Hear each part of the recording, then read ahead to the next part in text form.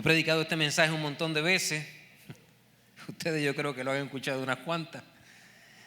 Pero hoy es domingo de resurrección y no encuentro otra forma de hacer un domingo de resurrección sin reconocer el verdadero razón de por la cual nosotros somos cristianos, o debería ser la razón de por la cual nosotros somos cristianos. Y uno de las historias más fascinantes de la palabra de Dios y que de alguna forma u otra me cautivó es precisamente la resurrección de los muertos de Cristo. La Biblia dice que nosotros tenemos una profecía segura, no sé cuántos lo sabían, pero el apóstol escribió: no hemos dado a conocer el poder y la venida de nuestro Señor Jesucristo siguiendo fábulas artificiosas. O sea, lo que hemos presentado no es una fábula artificiosa, sino como habiendo visto con nuestros propios ojos su majestad. Pues cuando Él recibió de Dios Padre honra y gloria, y le fue enviada desde la magnífica gloria una voz que decía: este es mi Hijo amado, en el cual tengo complacencia, dice el apóstol, nosotros le oímos esa voz enviada del cielo. Y cuando estábamos con Él en el Monte Santo, también tenemos la palabra profética más segura, a la cual hacéis bien en estar atento como una antorcha que alumbra en un lugar oscuro, hasta que el día esclarezca y el lucero de la mañana salga en vuestros corazones. La palabra que voy a compartir hoy, la historia que voy a compartir hoy, no es una fábula, no es un cuento, no es una idea de una persona. Es la historia misma de Jesús de Nazaret, y es esta historia la que ha venido cautivando y ha venido hablando a los corazones a través de toda la historia de la humanidad después de su venida. Si hoy somos cristianos, si hoy tenemos la oportunidad de orar y de ser salvos, es precisamente porque esta historia fue una historia verídica, fue una historia creída, fue una historia con testigos oculares que fue preservada y que todavía hoy cuando se predica toca los corazones, cambia vida, transforma personas, y por eso es que ponemos nuestra esperanza en el principal actor de esta obra, nuestro Señor y Salvador Jesucristo. Siempre una de las cosas que resalto cuando llega la resurrección es lo impresionante de la transición que hubo entre aquellos seguidores de Jesús antes, o sea, en el momento en que Jesús fue arrestado y en el momento en que Jesús murió, y esa actitud que tuvieron después de que esos eventos ocurrieran. Hubo un cambio drástico y lo vamos a ver por algunos versos de la palabra de Dios. Pero ¿qué fue lo que ocurrió? ¿Qué pasó ahí que hubo un cambio tan drástico entre la actitud de ellos versus la actitud después? Eso es lo que queremos trabajar con ustedes hoy. Pero la resurrección de Cristo es la base de la predicación apostólica y es la base de nuestra fe. Como bien decía Gilbert cuando estaba dirigiendo, si nosotros no creyéramos en la resurrección de Jesús, el apóstol escribió, nuestra fe es vana, o sea, no tiene sentido. Vana es nuestra fe, vana es nuestra predicación. No haría sentido estar en la iglesia si no creyéramos en la resurrección de Jesús. No haría sentido tener cristianismo si no creyéramos que ese Cristo es Jesús de Nazaret, nuestro Redentor.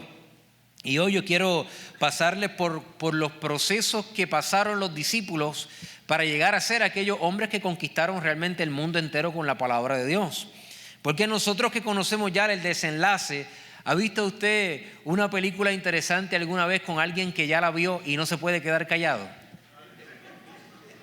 Qué malo es eso, brother. O sea, si usted ve algún día una película conmigo, ya usted la vio por amor al Señor Jesús. No me diga lo que viene después, ni me diga, mira, pendiente ahora, déjame quieto.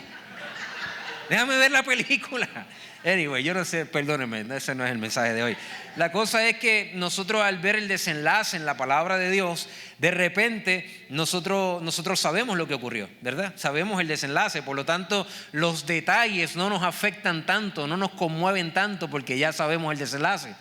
Pero la historia no comenzó en el desenlace, hay una historia ahí. Cuando Jesús es apresado, antes de eso, un hombre llamado Pedro se le acerca y le dice, yo a ti no te voy a dejar solo nunca, o sea, yo voy a estar contigo todo el tiempo. Había una actitud de valentía. Sin embargo, ese mismo Pedro, cuando Jesús es apresado, y él va a verlo a lo lejos. Jesús mismo le había dicho a él: tú me vas a negar 3 veces, antes que cante el gallo, 3 veces tú me vas a haber negado.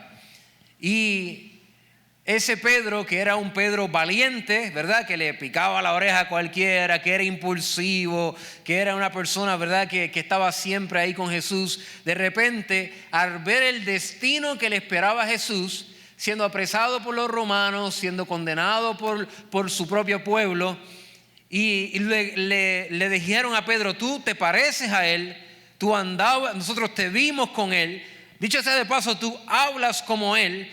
Pedro en 3 ocasiones dijo: yo no sé quién es él, ese hombre yo no lo conozco. Y puede ser que haya dicho unas cuantas palabritas y digo: a mí no me hablen más de ese señor, yo no tengo idea de quién es él. Este Pedro vio a Jesús cambiar el agua en vino. Este hombre estuvo presente en la multiplicación de los panes y los peces. Él fue la Biblia dice que Jesús le daba, picaba el pan, se lo daba a los discípulos y los discípulos se lo daba a la multitud. Así que él no solamente vio el milagro, él fue un testigo presencial. Él tocó el pan con sus manos. Él estuvo ahí cuando Jesús dijo: Lázaro, sal fuera, y vio a un muerto resucitar. Y aún así, en el momento de mayor adversidad, tenía miedo. Así que el estado anímico de Pedro no era con una espada listo para pelear por su maestro. El estado anímico de Pedro era de miedo, era de vergüenza, era de lejanía, era de: yo lo vi cambiar el agua en vino, yo lo vi multiplicarlo, y yo lo vi levantar a Lázaro, pero a este yo no lo conozco. Yo no lo conozco. 2 de ellos, dice la palabra de Dios, que estaban en Jerusalén, y cuando Jesús murió, ellos perdieron toda esperanza de lo que Jesús había dicho que debía de ocurrir. Y dice la palabra que ellos iban de regreso a sus ciudades natales. Toda la operación era en Jerusalén. Ellos tenían la esperanza en Jesús, pero al ver a Jesús muerto, perdieron toda esperanza y simplemente regresaron otra vez a continuar su vida normal, ¿verdad? Y dice la Biblia en el libro de Lucas, capítulo 24, versículo 13, Lucas 24, 13, redacta la historia de estos 2. Y dice: he aquí, 2 de ellos iban el mismo día a una aldea llamada Emaús, que estaba a 60 estadios de Jerusalén, e iban hablando entre sí de todas aquellas cosas que habían acontecido. Y sucedió que mientras hablaban y discutían entre sí, Jesús mismo se acercó y caminaba con ellos. Recuerden que ellos vieron a Jesús ser crucificado en la cruz. Ellos vieron cuando lo llevaron a la tumba y pusieron la piedra. O sea, ellos vieron a Jesús muerto. Y ahora iban caminando, hablando de todas estas cosas, y de repente Jesús entra en escena. No le revela quién es, y porque este no era el Jesús con el que ellos, este era Jesús resucitado, con un cuerpo glorificado. Este era el Rey de gloria, el Rey de justicia, el Rey de reyes, que iba caminando con ellos. Y mientras caminaba con ellos, Jesús se acercó a ellos, dice: mas los ojos de ellos estaban velados para que no le conociesen, y les dijo: ¿qué son estas pláticas que tenéis entre vosotros mientras camináis? Y mire bien lo que dice la pregunta: ¿y por qué estás triste? Si yo preguntara cuál era el estado anímico de los discípulos de Jesús una vez Jesús murió en la cruz del Calvario, ¿qué usted diría? Tristeza. ¿Qué más? Dolor. Les voy a seguir. Miedo, ¿verdad? Incertidumbre, vergüenza, desesperanza, perdieron toda fe, iban de regreso otra vez, habían perdido toda esperanza. Bueno, a nosotros nos gustaría creer que los discípulos estaban frente a la tumba esperando que Él cumpliera la palabra que había dado, con una fe gloriosa, una fe tremenda, listos para conquistar el mundo con el evangelio, pero eso no fue así. Esa no es la historia. Entonces, Cleofás le dice a Jesús: déjame contarte la historia de Jesús. Claro, él no sabía quién era Jesús, pero dice: ¿eres tú el único extranjero en Jerusalén que no ha sabido las cosas que en ella han acontecido en estos días? Y Jesús, como es así, pues le dice: ¿qué cosas? A ver, cuéntame. Y ellos le dijeron: chico, de Jesús Nazareno, que fue varón profeta, poderoso en obra y en palabra delante de Dios y de todo el pueblo, y como le entregaron a los principales sacerdotes y nuestros gobernantes a sentencia de muerte y le crucificaron. Hay varias cosas que esta gente sabía. Esta gente sabía que era un varón profeta, porque ellos lo vieron hablar y que su palabra se cumpliera. Esta gente sabía que él no solamente era un profeta, pero era poderoso en obra y era poderoso en palabra delante de Dios y el pueblo. Ellos sabían, ellos habían visto a Jesús, ellos sabían de lo que él era capaz de hacer. Y dice, y vimos que lo entregaron a los principales sacerdotes y lo sentenciaron a muerte. Sabíamos quién él era, teníamos la idea, lo vimos a él hacer los milagros. Dice, pero nosotros esperábamos, en tiempo pasado, esperábamos que él era el que había de redimir a Israel. Y ahora, además de todo esto, hoy ya es el tercer día que esto ha acontecido. Y también tengo que decirte que nos han asombrado unas mujeres que entre nosotros, las que antes del día del sepulcro, perdonen que le dé la de eso, pero es que si no, yo me vivo la palabra de Dios. Y como no hallaron el cuerpo, ¿tú sabes lo que se pusieron a decir esas mujeres? Que no hallaron el cuerpo. Como no hallaron el cuerpo, vinieron diciendo y que también habían visto visión de ángeles y dijeron que él está vivo. ¿Tú puedes creer una cosa como esa? Y algunos de nosotros fueron al sepulcro y mira, lo que las mujeres dijeron era cierto, el cuerpo ahí no estaba, pero a él no le vieron. Yo te lo cuento ahí como me lo contaron, Jesús, para que ore. Esto no es un chisme, esto es para que ore.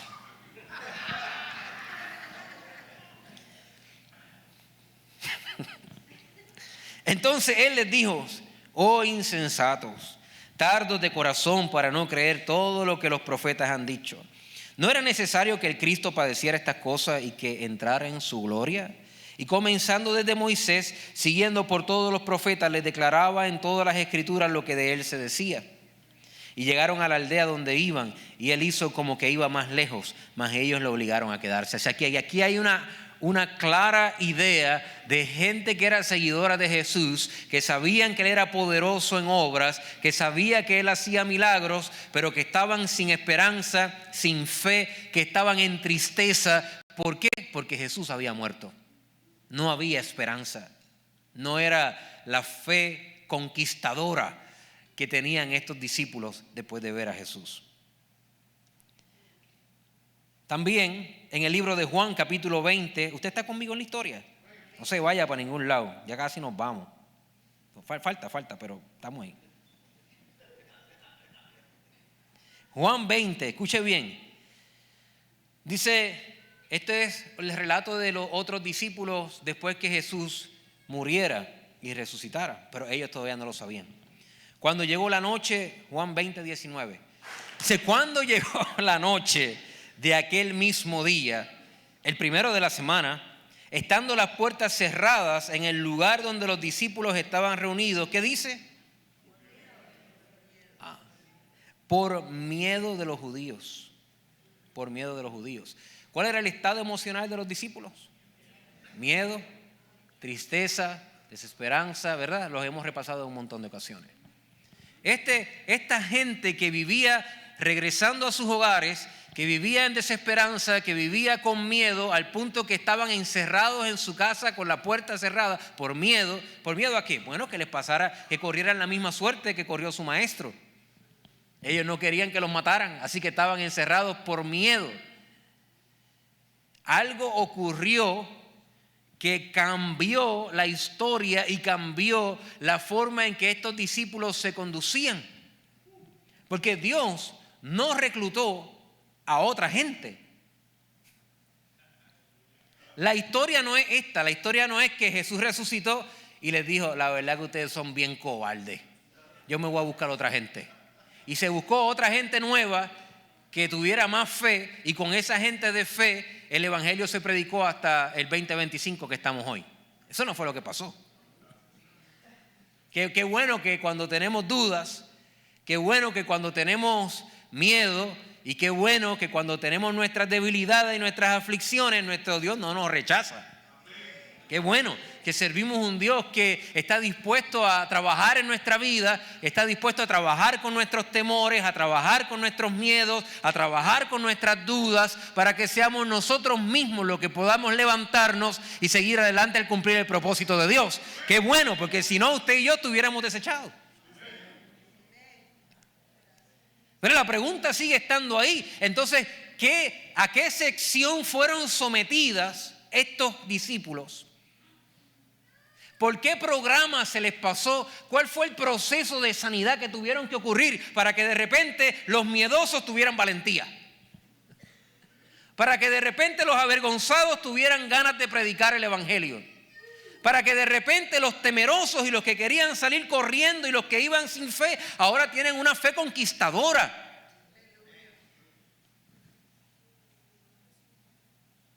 Miren esta gente lo que eran capaces de hacer. Primera de Corintios capítulo 15.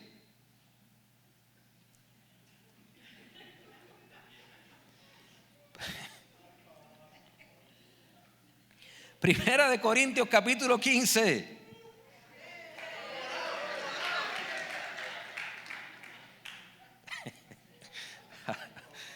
Ahora soy yo el que no tengo el verso. No era el verso porque gracias por encontrar. Primera de Corintios 15. Guárdalo ahí, lo vamos a ver más adelante.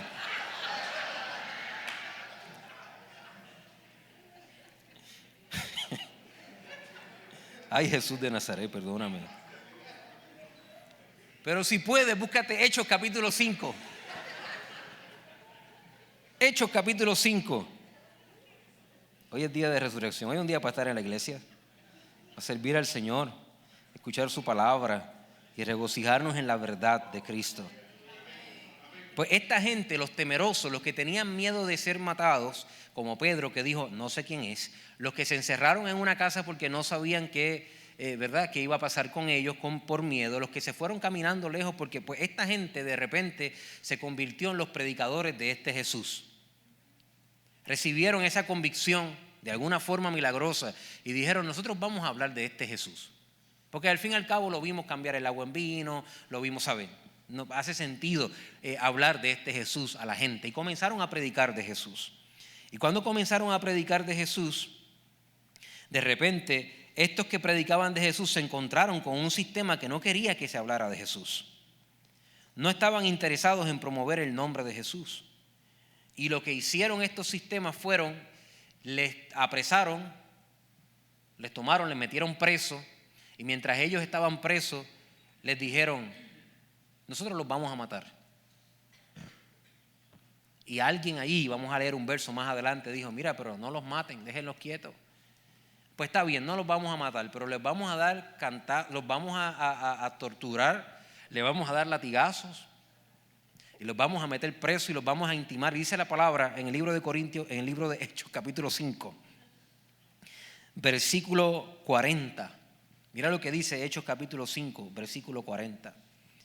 Y convinieron con él y llamando a los apóstoles, después de azotarlos, le intimaron a que no hablasen en el nombre de Jesús. Y puestos en libertad,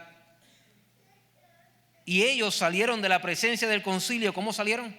Gozosos de haber sido tenidos por dignos de padecer afrenta por causa del nombre. Y todos los días en el templo y por las casas no cesaban de enseñar y predicar a Jesucristo. Todos los días, todos los días. Tú sabes que cuando los llevaron presos, quienes estaban a cargo de ese grupo eran Pedro y Juan. Pedro y Juan fueron aquellos que apresaron. Y cuando fueron a donde ellos y le preguntaron por qué ellos seguían hablando de ese nombre al cual ellos le dijeron estrictamente que no hablaran de él, Pedro, el mismo que había dicho, yo no lo conozco, yo no sé quién es, a mí no me hablen de ese hombre, el mismo que había dicho, dijo lo siguiente. Pedro respondió, es necesario obedecer a Dios antes que a los hombres. El Dios de nuestros padres levantó a Jesús, a quien vosotros mataste colgándole en un madero. A este Dios ha exaltado con su diestra por príncipe y salvador para dar a Israel arrepentimiento y perdón de pecados. Y nosotros somos testigos suyos de estas cosas, y también el Espíritu Santo, el cual ha dado Dios a los que le obedecen. Dice que el concilio, cuando oían esto, se enfurecían y querían matarlos. Pero este Pedro había tenido una experiencia diferente a este otro Pedro. No era el mismo Pedro, o sea, era la misma persona, pero había tenido una experiencia que había transformado su miedo en valentía, que había transformado su falta de esperanza en fe. Los que iban camino de Emaús habían cambiado su tristeza en alegría. Los discípulos que estaban encerrados por miedo ahora predicaban todos los días, aunque le costara que fueran azotados y les costara la muerte. Dicho sea de paso, todos murieron por causa del evangelio. Fueron martirizados por causa del mismo mensaje que antes dijeron: no lo conozco, no sé quién es, a mí no me hablen de él. Entonces, ¿qué ocurrió? Uno tiene que preguntarse qué fue lo que vieron, qué les pasó a esta gente que se volvieron unos locos por Jesús. Vamos a terminar las historias. En Juan capítulo 20, donde estábamos hace un ratito, ¿se acuerdan que les dije que ellos estaban encerrados con miedo? Versículo 19. Vamos a leer esa historia otra vez hasta el final. Cuando llegó la noche de aquel mismo día, el primero de la semana, estando las puertas cerradas en el lugar donde los discípulos estaban reunidos por miedo de los judíos, ¿quién vino? Vino Jesús, puesto en medio, les dijo: paz a vosotros. Y cuando le hubo dicho esto, les mostró las manos, les mostró el costado, y los discípulos se regocijaron viendo al Señor. Entonces Jesús les dijo otra vez: paz a vosotros. Como me envió el Padre, así también yo los envío. Esta gente recibió una comisión directa del Jesús resucitado. Ellos estaban con miedo porque lo habían visto morir, y de repente el que había sido muerto llegó al culto y se presentó delante de ellos y habló con ellos y comió con ellos y tuvo una experiencia con sus discípulos.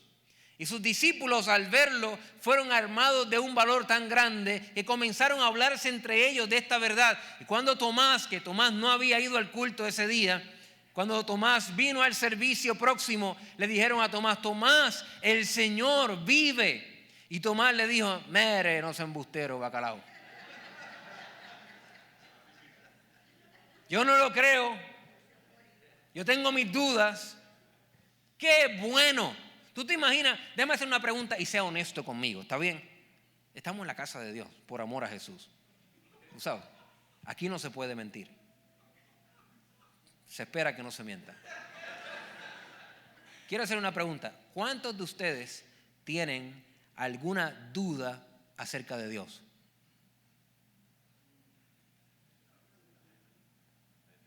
Yo no levanté mi mano para que usted la levante, ¿sabe? Yo levanté mi mano porque hay cosas de Dios que yo no entiendo. ¿Hay alguien que no entiende cosas de Dios? Ok. Hay algunas dudas, hay algunas cosas que yo digo: ¿será esto? ¿Será lo otro? No estoy seguro. Yo no tengo duda de la existencia de Dios, pero hay algunas cosas de Dios, brother, que yo no entiendo. ¿Está bien? Con toda una maestría, con buenas notas de una buena universidad, hay cosas de Dios que todavía no me la pregunte porque no me la sé. Mi cerebro de 5 libras no está preparado para una majestuosidad tan grande como nuestro Dios. Pero cuando Tomás mostró incredulidad y dijo: yo no creo, yo tengo que verlo y tengo que meter mis manos mis manos en sus llagas y en su costado, Jesús dijo: ¿eso es lo que tú necesitas? Pues ven para el culto. Jesús se aparece otra vez y le dice: ven, calma tus dudas. Lo que quiero decirte es que las dudas que tú puedas tener acerca de Dios, si son meritorias para tu avance en el Señor, lo único que tienes que hacer es estar en el lugar donde Jesús está, y poco a poco esas dudas van a ser aclaradas. Si tú estás en el lugar donde Jesús está, es cuestión de tiempo que tus dudas van a ser aclaradas. Hay espacio para alguien que no tiene todas las respuestas y servir al Señor. Usted no necesita tener todas las respuestas para servir al Señor, porque si necesitáramos todas las respuestas para servir al Señor, nadie pudiera servir al Señor. Hay cosas que yo no sé si usted sabe, pero hay algo que yo sé que usted no sabe. Usted no sabe el día y la hora en que Jesús regresará. Pues usted no lo sabe todo. Tal vez usted puede caminar por la vida pensando que lo sabe todo, pero usted no lo sabe todo. Así que eso está bien. Hay cosas de Dios que no entendemos. Sin embargo, el Señor aparece, el Señor interviene con nosotros y el Señor aumenta nuestra fe para que podamos tener las experiencias y seguir adelante en nuestra vida. Es interesante cómo Jesús marcó la vida de estos discípulos. Y el punto que quiero compartir y llegar con ustedes es cómo esto afectó la iglesia. Porque la iglesia tenía una noción clara. Estos discípulos dieron su vida por el Señor, no estaban dispuestos a bajarle en sus convicciones porque alguien los amenazara con matarlos. Incluso cuando los mataron, otros se levantaron con más poder y siguieron predicando el mismo evangelio constantemente. Y ellos tenían una convicción clara. Su convicción no era que Jesús era el Hijo de Dios porque había cambiado el agua en vino. Su convicción no era que Jesús era el Hijo de Dios porque había multiplicado los panes y los peces. Su convicción no era que Jesús era el Hijo de Dios porque había levantado a Lázaro de los muertos. Su convicción no era que Jesús era el Hijo de Dios porque había dado vista a los ciegos o había dado a los cojos para caminar. Su convicción era muy clara. Lo vimos muerto y lo vimos vivo. Él vive. Él está vivo. Era la resurrección de Jesús la convicción mayor de sus apóstoles. De hecho, llegaron a decir, si usted no cree en la resurrección de Jesús, usted es digno de lástima del mundo entero. Miren estos versículos. Primera de Corintios 15, versículo 3.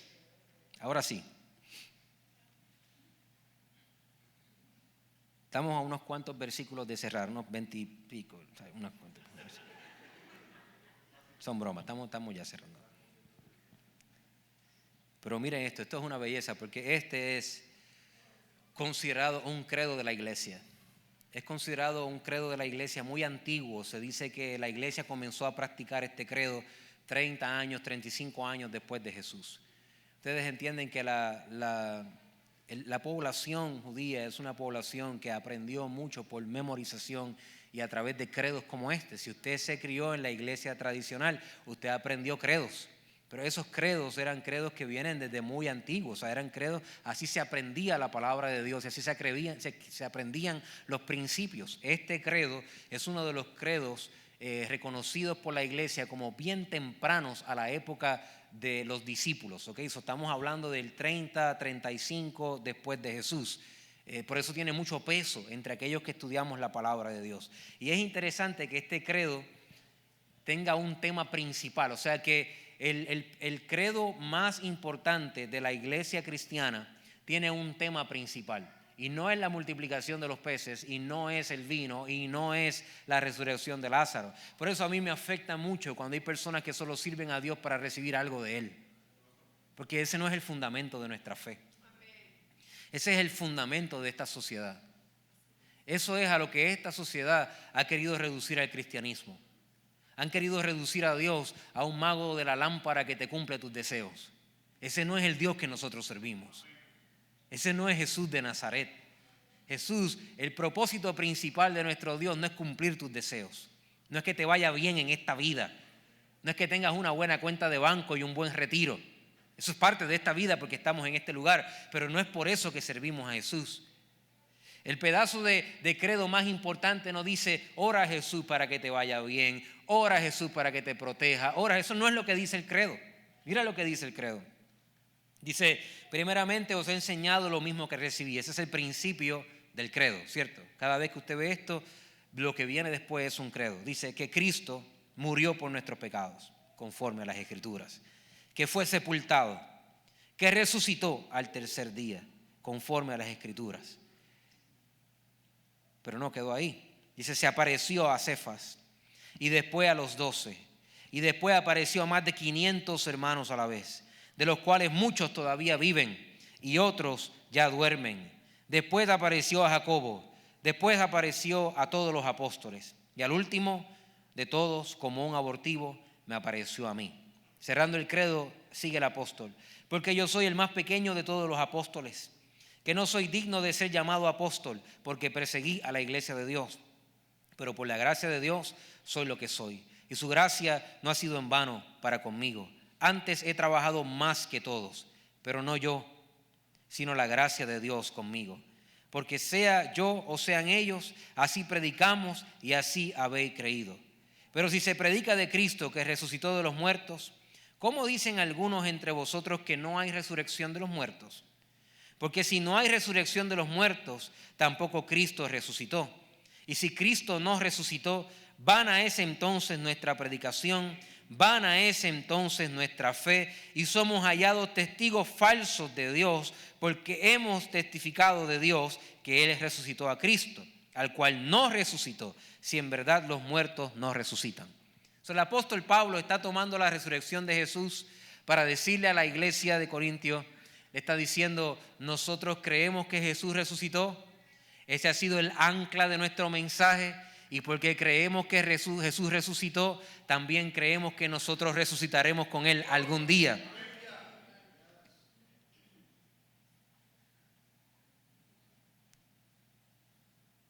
Entonces también los que durmieron en Cristo perecieron.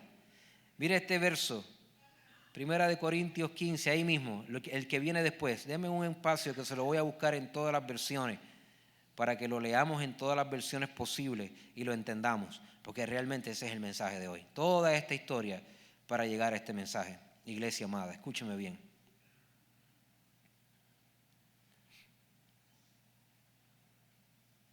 Si nosotros no tenemos en claro este mensaje, nosotros no estamos sacando ventaja de las creencias y las convicciones que hay en nuestros corazones. Yo quiero que me gustaría, Eliel, si me puedes ayudar a cerrar, papá, cuando yo esté leyendo este mensaje, que usted haga una evaluación de su vida. Porque servir una tradición cristiana que presenta a un Jesús para que un pillo no entre en tu casa de noche, ¿cierto? Ese es Jesús para algunos de nosotros. Jesús es protector de mi familia. Y yo sirvo a Jesús porque Él es el protector de mi familia. O yo sirvo a Jesús para que mi cuenta de banco yo pueda comprar lo que necesito. Que sirvo a Jesús porque Él es mi proveedor. Él es el proveedor de mi familia. Yo sirvo a Jesús porque Jesús es el que sana mis dolencias y sana mis debilidades. Y yo sirvo a Jesús, y la gente ha pasado mucho tiempo sirviendo a Jesús por las razones equivocadas.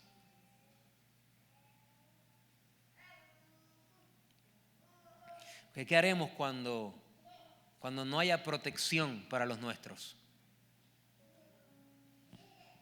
Y si un ladrón entra en casa, ¿no servirá más a Jesús?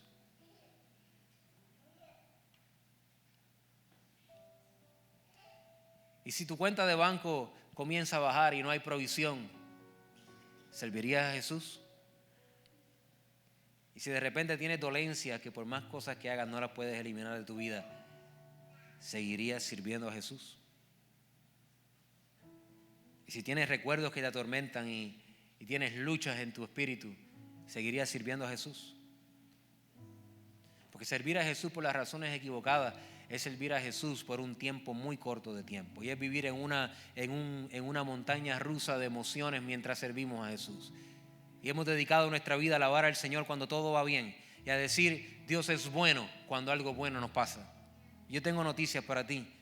Puede ser que en tu vida haya muchas cosas que no hayan sido buenas. Dios sigue siendo bueno. Tu vida no determina lo bueno que es Dios. Dios es muy grande para que sea calificado por algo que te pasa a ti, que eres un simple mortal a punto de morirte.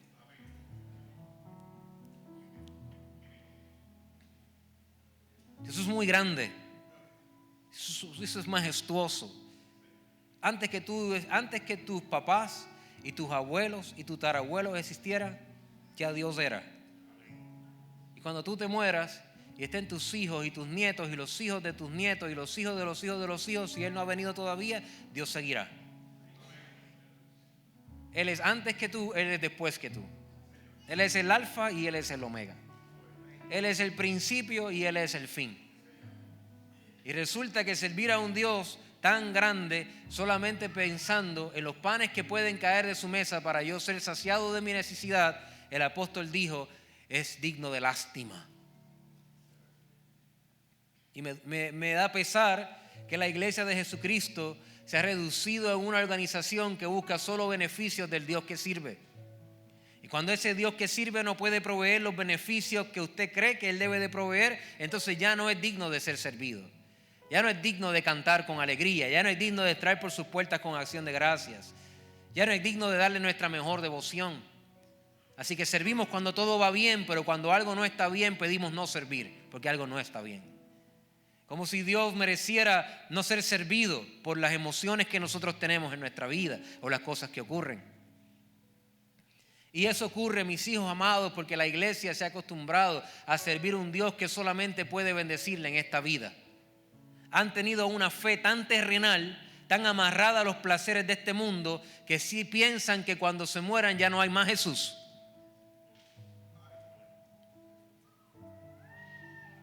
Y el apóstol está diciéndole a la iglesia, familia, el mensaje de salvación, el mensaje que hemos predicado descansa en la idea de que nuestro Jesús murió en la cruz del Calvario, fue sepultado, pero resucitó al tercer día.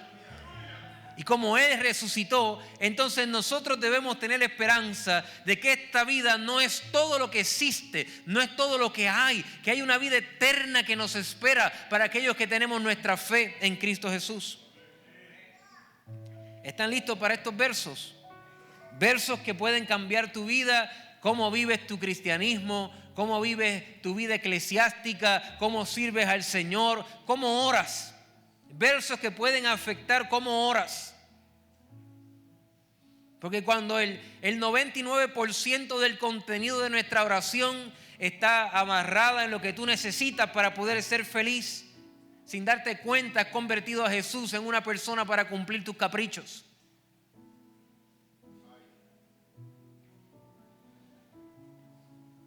Y Él es mucho más que eso. En su misericordia, a veces responde nuestras oraciones de forma positiva. En su misericordia. En su misericordia de repente nos deja sentir su presencia y su amor y su santidad, aun cuando nosotros no somos dignos de eso.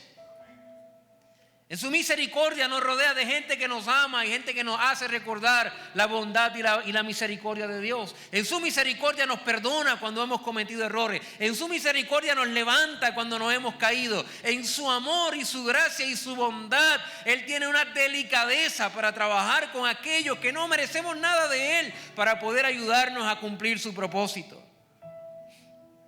Pero eso lo hace en su misericordia, con su gracia y amor, porque el destino final del Señor no es que tú tengas todo lo que tú deseas en esta vida.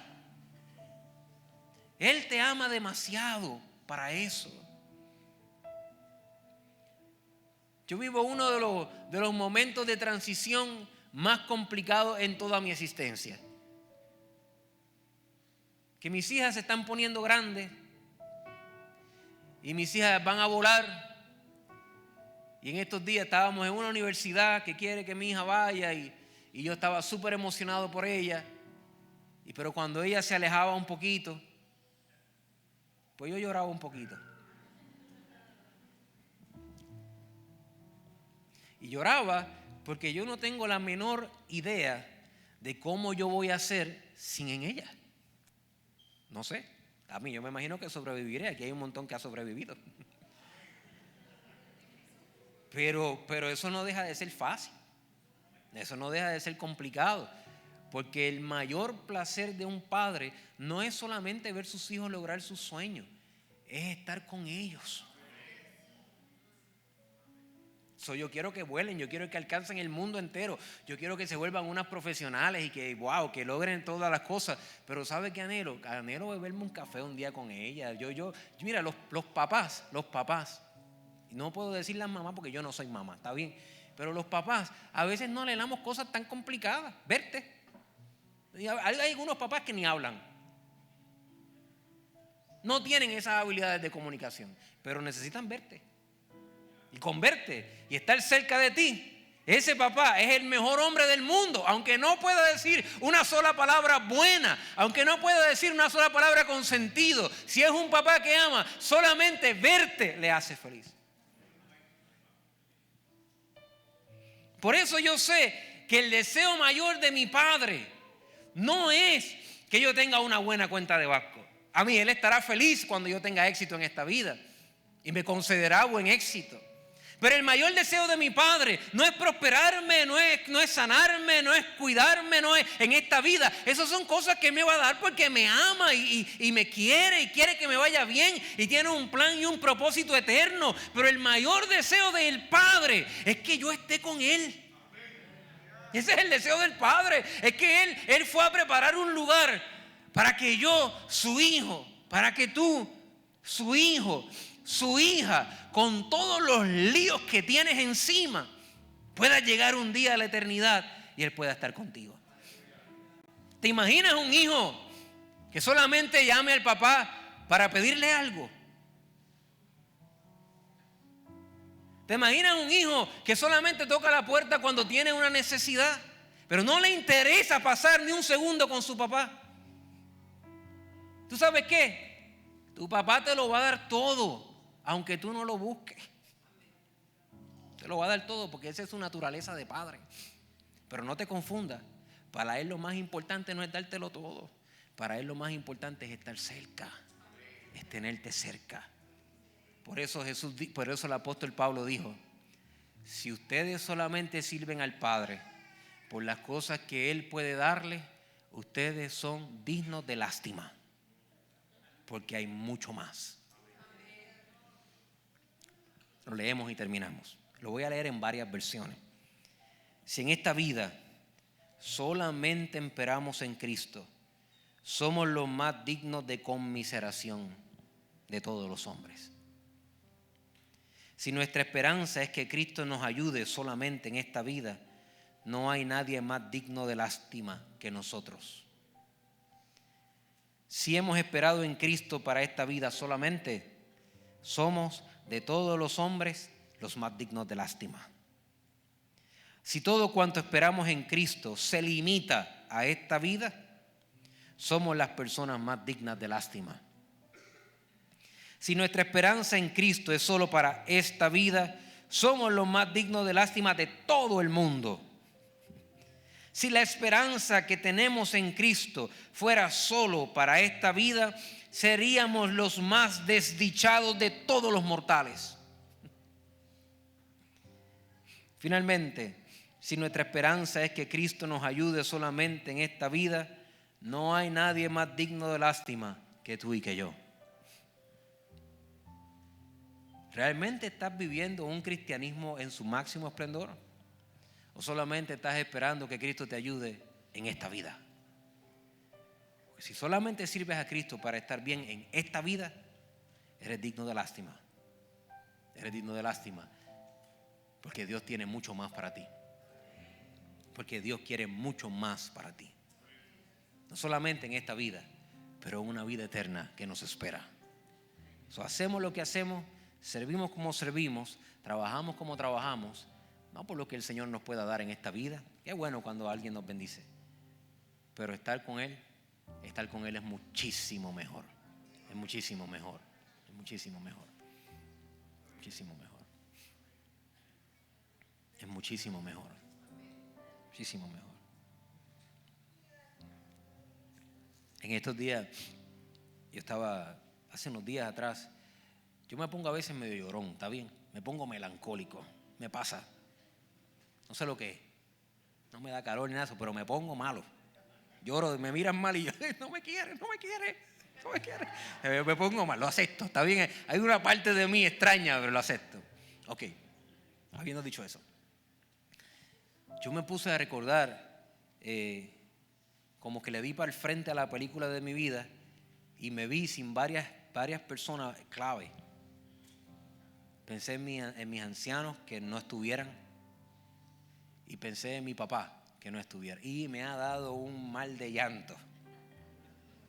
Me puse mal. Porque ese viejo yo lo quiero. Yo lo amo tanto. Y tengo un respeto y una honra. Y estoy tan orgulloso de quién él es, en quién él se ha convertido. Yo amo a ese hombre. Yo soy una persona que yo tengo una estima que yo no sé, o sea, yo por él haría lo que fuera. Por ese señor, ese viejito que usted ve que es candela, que tú sabes, no está fácil. Pero que yo no haría por ese viejo. Entonces de repente entendí un poco el corazón del padre, el corazón del hijo, el deseo de, oye, cuando el viejo se mete la mano en el bolsillo, es una bendición. Cuando vamos nosotros a comer y el viejo está, yo le digo a la negra, pide. Dale, si ahí está el viejo, olvídate. Ha habido pocas veces que él me mira y me dice, ¿y qué vamos a hacer? Y yo, a rayos, después que yo he pedido eso, está bien, yo me encargo. Pero hermano, eso son como una de 10, o sea, la mayoría de las veces él está ahí. Wow, él provee, él te cuida, él está ahí para eso. Pero no hay nada más que yo disfrute que llegar a su casa, verlo a él viendo un de estos de pelota ahí, ¿verdad? Eso es lo que él va a hacer. Cuando él va de vacaciones, dice, ¿cuándo ustedes quieren ir? Qué bueno, póngame frente a un televisor y ya. Yo veo mi jueguito de pelota y vamos y comemos y ya. Pues yo me siento al lado del viejo y ahí él me cuenta la historia de con quién jugó y me cuenta. Yo me sé todas las historias de mi viejo. O sea, él me las cuenta todavía como si yo nunca las hubiera escuchado. Yo las he escuchado todas. ¿Cuántas tú has escuchado de los celadores de Usted la sabe ya. Yo me la sé y no soy el hijo. Pero el padre cuenta su historia. Y tú sabes qué, yo todos los días la cuento como con un entusiasmo. La escucho como que diantre, esto es algo. Yo me lo vivo. Porque estar con él, al lado de él, escucharlo a él, de tenerlo cerca, eso es una bendición tremenda. Es una bendición tremenda. ¿Sabes? Es posible que tú hoy no tengas tal vez ese mismo privilegio. ¿Cierto? Algunos no tenemos nuestros padres cerca, algunos de nuestros padres ya se fueron, algunos de nuestros padres simplemente nunca recibieron lo que necesitaban para poder dárnoslo a nosotros. Pero la Biblia dice, aunque tu padre y tu madre te dejaren, con todo el Señor te recogerá. Él es el Padre bueno. Y el Padre bueno tiene un deseo, de todos, un deseo principal, y es que tú estés con Él. Es que tú llegues a lo que Él preparó para ti. Ese es el deseo. Si te bendice, disfrútalo. Pero si no, recuerda, su plan principal es que Él quiere estar contigo por la eternidad. Vamos a estar puestos después. Vamos a darle gracias a Dios. Como Él vive, nosotros vivimos. Y como Él resucitó, nosotros tenemos la esperanza de que después de esta vida hay algo más. Hay algo más. El Padre quiere tener comunión contigo. El Padre quiere estar en paz. El Padre quiere tener la oportunidad de poder acercarse a ti, de poder tener comunión contigo, de no hace sentido ser un hijo que no puede acercarse y no puede tener comunión por la vida que ha escogido vivir.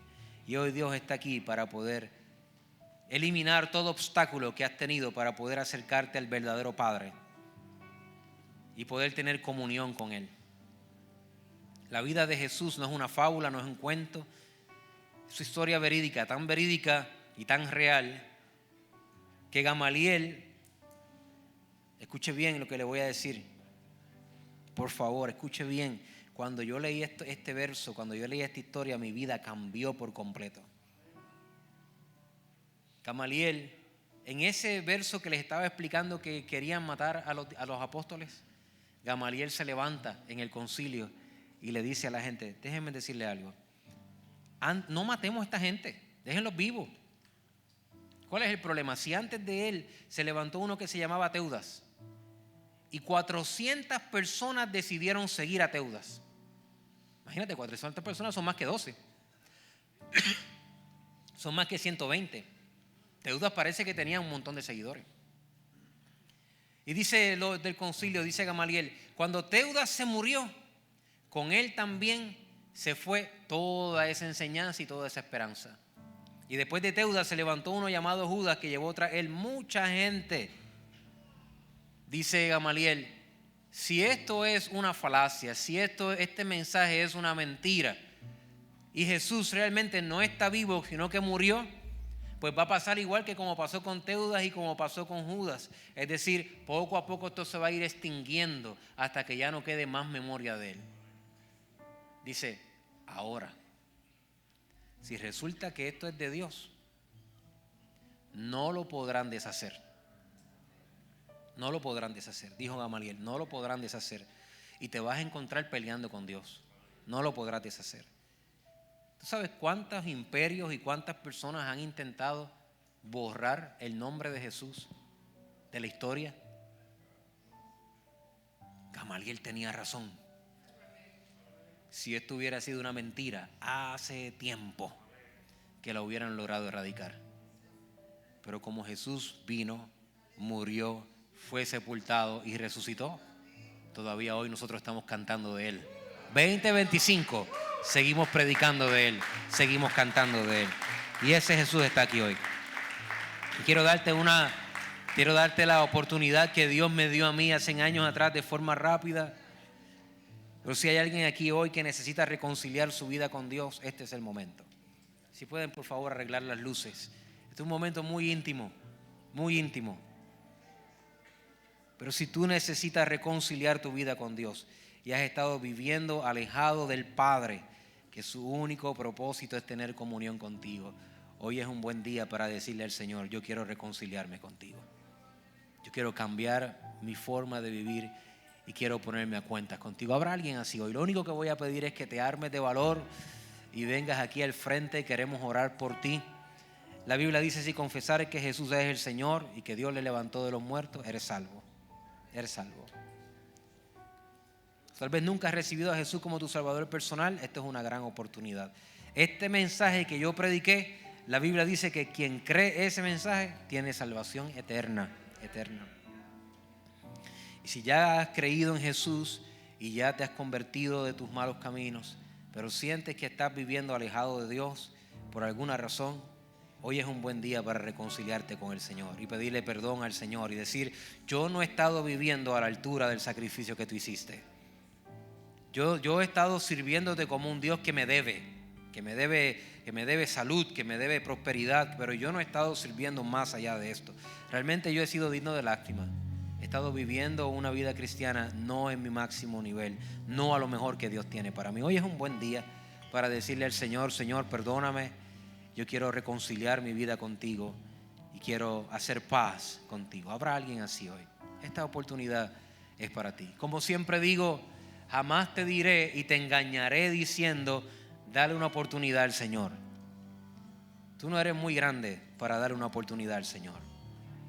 Al contrario, aprovecha la oportunidad que Dios te está dando. Él es quien te da la oportunidad hoy de reconciliar tu vida con Él y de vivir una vida para el Señor. Gracias por estar conectados con nosotros en nuestro servicio de adoración. Te animamos a que puedas dejar tu comentario, saber cómo este mensaje fue de bendición para tu vida. Recuerda también compartir este mensaje para que pueda llegar a cuantas vidas posible sea. Y sobre todo te esperamos la próxima semana en nuestro servicio de adoración en línea. Bendiciones.